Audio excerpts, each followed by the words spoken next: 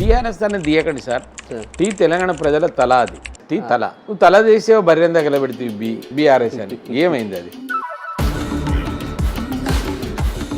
ఎవడబ్బా సొమ్ము సార్? ఏముండే మీకు?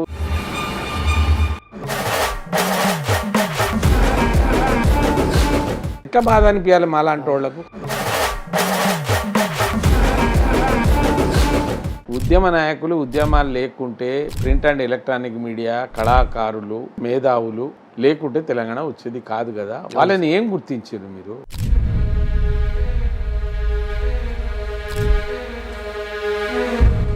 వారిని గుర్తించకుండా మొత్తం తెలంగాణ ద్రోహులను ఆడ కేసీఆర్ గారు నింపే మళ్ళీ ఇక మేమే పెట్టినాం, లేకుంటే తెలంగాణ వచ్చేది కాదు అనే భావన వచ్చినప్పటి నుంచి, ఉద్యమకారులను కేసీఆర్ గారు కొంచెం దూరం పెట్టినప్పటి నుంచి ఎందుకో దాని మీద ఒక రకమైనటువంటి తెలంగాణ ఉద్యమంలో నా తోటి ఉన్నటువంటి సన్యాసులు ఉన్నారు కదా, ఎవడన్నా ఒకడంటాడా ఈ నాయకు ఇది చేసిండని? అన్ని ఇట్లా నీతులు ఇది చేసినాక వాళ్ళకి డబ్బులు ఎక్కడి నుంచి రావాలి? వాళ్ళకి సంపాదించి పెట్టేటోడు కూడా కావాలి. అటువంటి పెట్టుకోవాలి కానీ నాటోడు కూడా కావాలి కదా నీ కీర్తి చేసేటందుకు. ఇప్పుడు నేను నోరిప్పి తిడితే బతుకుతావాను? కేటీఆర్ అంటే అయినా చదువుకుని ఆయన కూడా ఉండాలి కదా కామన్ సెన్స్. ఏం మనిషి, ఏం మాట్లాడుతున్నావు ఇవాళ? మీరేనా దొరలు? నీ వల్లనే తెలంగాణ వచ్చిందా? నీకు తెలంగాణకి ఏం సంబంధం అని అడిగిన అనుకో, ఏం చెప్తారా వీళ్ళు?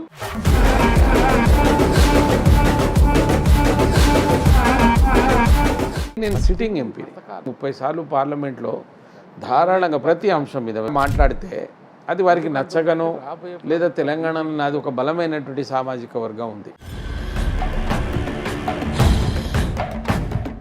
ఇప్పటికి కూడా ఏం లేదు సార్. వాస్తవానికి పార్టీలు సరి అయినటువంటి ప్రాధాన్యత ఇవ్వడం లేదు. మళ్ళీ వాళ్ళే అంటారు లంబడోళ్ళు ఎందుకు మేము గెలవమని. ఇప్పుడు కేసీఆర్ గారు ఏమంటున్నారు? లంబడోళ్ళు ఓటేయలేదు కనుక ఓడిపోయినా అంటున్నారు. గౌరవ ముఖ్యమంత్రి గారు ఏమంటున్నారు? లంబడోళ్ళు లేకపోతేనే ముఖ్యమంత్రి కావాలి. మరి లంబడోళ్ళు మంత్రి లేదు కదా. 7% ఉన్న లంబాడీలకు మంత్రి లేదు, సరైనటువంటి బాధ్యత లేవు.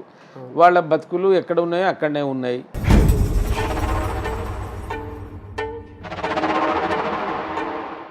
ఏంది హైడ్రా అయింది? ముసి నదిలో ఇల్లు కట్టుకున్నావు, కొట్టుకోపోతున్నావు.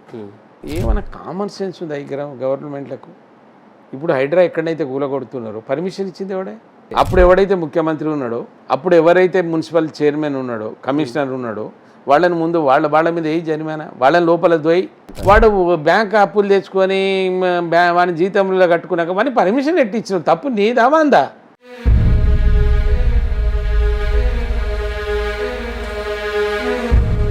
మోడీ కుటుంబం ఉందా అండి? ఇప్పుడు ఈయన కుటుంబం ఉంది, సోనియా గాంధీ కుటుంబం ఉంది, కుటుంబ పాలన నడుస్తుంది దేశంలో. కానీ మోడీ కుటుంబ పాలన లేదు కదా. కట్టుదిట్టమైనటువంటి భద్రత దేశానికి ఇవాళ భారతీయ జనతా పార్టీ అందిస్తుంది. రాబోయే ప్రభుత్వం బీజేపీ ప్రభుత్వమే.